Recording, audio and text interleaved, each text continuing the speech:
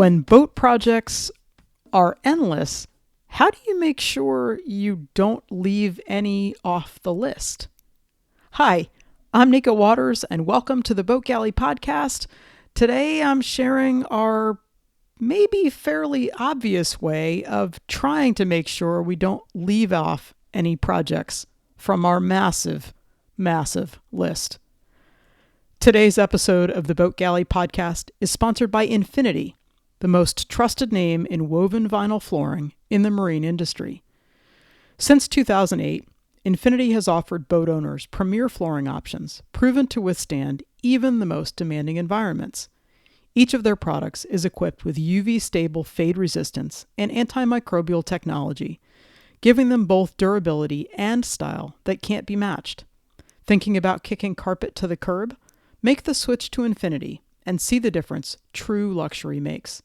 Visit infinitylwv.com and use the coupon code BG20 for 10% off any area rug. Limit 1 per customer. We've got boat lists and boat to-do lists everywhere. We've got a board in Vermont. We've got a board in Charlottesville. We've actually just started tacking up Post-its on the window at the house that we're borrowing in Deltaville. As we continue to make our project lists and our boat project lists, and we think about all the things that we want to do to the boat, it's pretty easy to think in terms of certain spots, like, okay, there's the bunk, or the galley, or the quarter berth. But one of the things we realized as we were driving on one of those endless trips up and down 95 was thinking about a stem to stern list of boat projects. And literally that's how we did it. We wrote down, talked about, I might have had a notebook out actually. Jeremy was driving and I was probably taking notes that I then transferred to a Google Doc. Thinking about the boat from the stern all the way to the tip of the bowsprit and the projects that we have to do there. This was frighteningly comprehensive and took a really long time to delineate every project. And I'm sure we missed a couple, but what I would love to share with you is that this is our realization that this was actually a pretty good way to try to list out all the projects we have coming up. So if we start at the stern and go forward, besides the fact that that list is pages long, it really is helpful to think about in terms of what needs to be done as opposed to what would be nice to get done. It also is helpful to say, okay, what of these things might we be able to, i.e., can we outsource? And what of these things must we outsource? And the difference between can we outsource and must we outsource involves things like, well, can we outsource? Yeah, we could, if we can find somebody, we would feel comfortable hiring somebody to work on the through hulls. We would not feel comfortable hiring somebody to build the cabinetry inside the boat. We need to hire somebody to build the stainless steel tubing for the solar panels. Those sorts of things, that kind of delineation between can we and must we is an important one. But we've never actually done it quite this way, marching methodically through the entire boat and thinking about what's happening in each place. So starting at the very back of the boat, we're talking about shifting out to a different kind of a wind vane.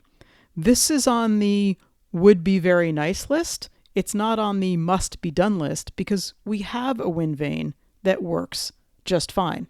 It's old, it's cracked, it probably needs a lot of upgrading parts.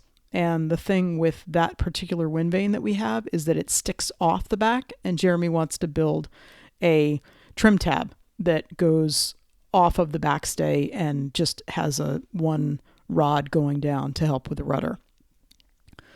We have things like then moving a little bit forward, we've got the taffrail and the cockpit locker. We need to deal with the bulwarks around the boat, or not need to. Actually, that's on the list of, those need to be done because they're starting to really not look so good.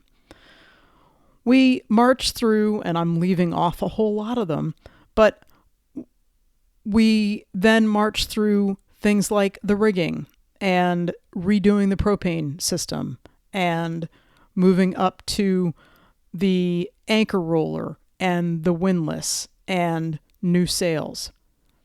On the interior of the boat, we need to do things like permanently install the diesel tank bulkhead where the diesel tank is affixed. We need to finish off the quarter berth and building the new batteries. We need to build new stairs for the companionway to get into the boat. We've got things on that interior list like a shower pan for the new shower that we're going to put in. Moving the head, working on the electrical for the windlass. The list is fairly comprehensive. At least we feel like it's fairly comprehensive, although as I look back on this, I realize we didn't put on this list, but have recently realized we need to refinish the floors on the boat. They're bare teak, which is great because there's no varnishing or anything like that, but they're all going to need to be sanded and redone because there's kind of a mess down below. But my point is, thinking about boat projects by starting at the very stern of the boat and moving all the way to the tip of the bowsprit, we got a pretty good comprehensive list of the things that we would like to do.